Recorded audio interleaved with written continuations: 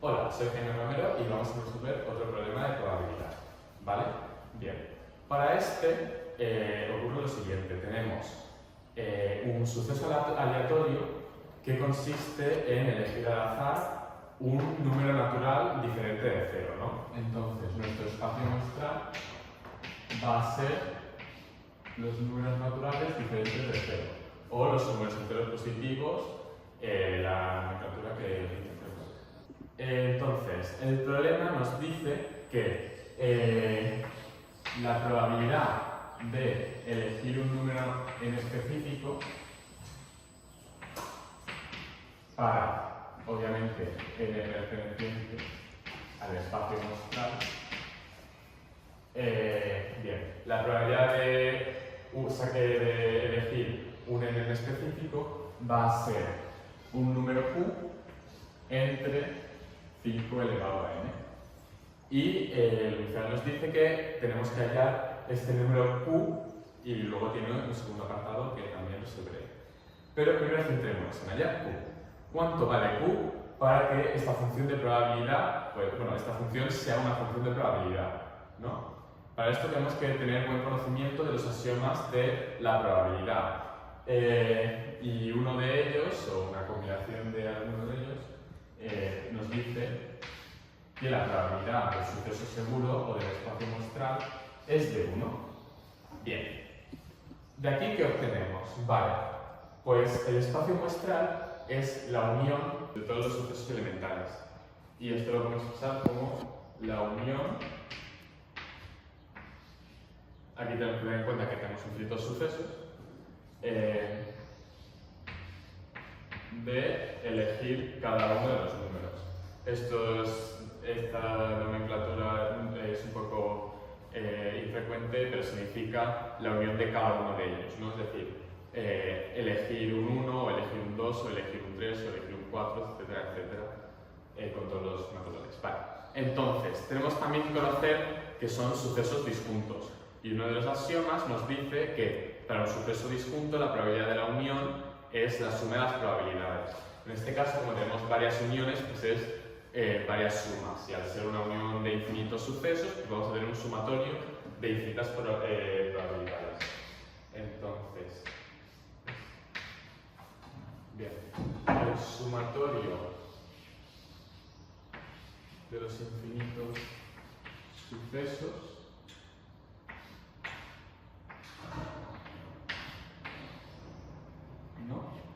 va a ser 1. Lo bueno es que conocemos esta función de probabilidad, que es q entre 5 elevado a n, así que sustituyéndola tenemos que el sumatorio de 1 infinito de q entre 5 elevado a i va a ser igual a 1. Vale, bien. Entonces, aquí hay que conocer un poco de propiedades de los sumatorios, ¿vale? Entonces, una de ellas es que como al final es una suma de varios elementos, pues cumple con propiedad de la suma como la propiedad de que si podemos sacar factor común, ¿no? La propiedad, podríamos decir, distributiva a la inversa. Entonces, aquí vamos a sacar factor común q, ¿vale? Y obtendríamos que q veces el sumatorio de los infinitos sucesos, ¿vale? 1 entre 5 va a ser igual a 1. Bien, entonces aquí tenemos un sumatorio infinito. ¿Y esto cómo lo resolvemos de manera sencilla? Pues tenemos que tener en cuenta que los diferentes términos van a ser una sucesión geométrica, ¿no? Tendríamos un quinto por un quinto, el anterior por un quinto, etc. Entonces nuestra razón va a ser un quinto, ¿no? Vale. ¿Cuál es la suma de los infinitos términos de una progresión geométrica? Esto es una fórmula que tenemos que conocer, pero la suma infinita es igual a el término inicial entre 1 menos la razón, siempre y cuando la razón esté entre 0 y 1, que en este caso así sucede, porque si no, nos pierdería. Bien, entonces, aplicando esta fórmula, bueno, también tenemos que tener en cuenta que el término inicial es para i igual a 1 un quinto, ¿no? Vamos a tener que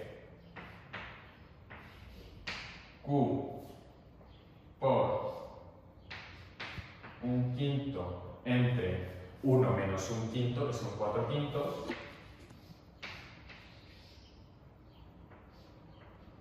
un quinto entre 4 quintos es igual a 1. Bien, de aquí podemos cancelar el entre 5 y el entre 5, ¿no? O multiplicar arriba y abajo por 5, como lo queremos ver, y nos queda que q cuartos va a ser igual a 1.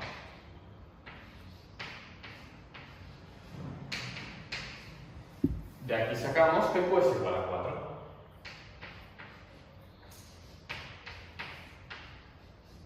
Así hemos resuelto el primer apartado. Bien, ahora, una vez que sabemos que q es igual a 4, te lo he sustituido aquí en la fórmula, nos dice un apartado que hallemos la probabilidad de elegir al azar y que sea un número impar, ¿no? Entonces, ¿cuál es la probabilidad de los números impares? Bien, pues vamos a llamar a igual a elegir impar.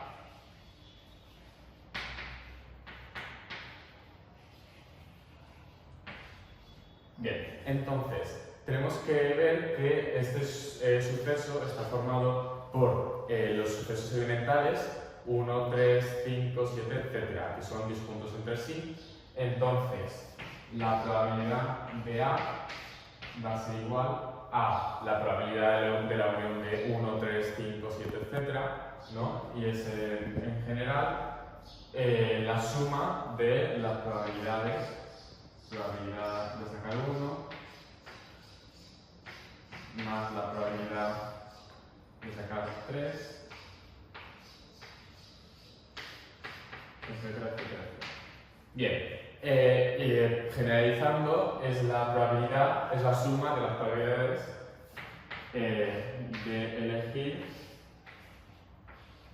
un 2n-1 para valores de n de 1 a infinito, ¿no? Es decir, esto lo podemos expresar con un sumatorio. Es el sumatorio de, i igual a 1 hasta infinito de probabilidad de elegir un número del tipo 2i menos 1. Bien, entonces, de nuevo, aquí ya podemos aplicar nuestra función de probabilidad. Y nos queda, pues, como 4 entre 5 elevado a 2i menos 1. Entre 5 elevado a 2i menos 1. Bien. Para poder usar perdón, tengo que poner sumatorio. Es igual a sumatorio, no es sumatorio. Y igual a 1 de 4 entre 5 elevado a 2i menos 1. Entonces, para poder hallar este sumatorio voy a usar las propiedades de las potencias y 5 elevado a 2i menos 1 va a ser igual a un quinto por 5 elevado a 2i, sabiendo que la resta se convierte en división, y 5 elevado a 2i es igual a 5 elevado a 2 elevado a i, que es 25 elevado a i. Por tanto, esto va a ser igual a un quinto por 25 elevado a i. Entonces, poniendo esto aquí, nos queda como que esto es el sumatorio infinito para i igual a 1 de 4 entre un quinto por 25 elevado a i.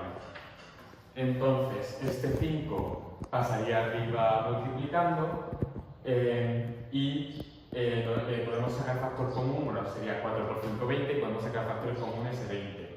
Por lo sumatorios que ya he dicho antes. Entonces nos quedaría que esto va a ser 20 veces el sumatorio de 1 entre 25 elevado a i. Bien, entonces, aplicando la misma fórmula que hemos aplicado antes, pero teniendo en cuenta que ahora el término inicial va a ser 1 entre 25 y que nuestra razón va a ser 1 entre 25 también, pues el sumatorio infinito, bueno, ese subinfinito para simplificar, va a ser igual a 1 entre 25 entre 1 menos 1 entre 25. El denominador nos queda como 24 entre 25 y multiplicamos por 25 arriba y abajo, así que nos queda 1 entre 24, ¿no? Entonces, 20 por 1 entre 24, o 20 entre 24. Bien, ahora simplificamos esta fracción y nos queda 5 entre 6. Es decir, la probabilidad de elegir un número impar va a ser 5 entre 26.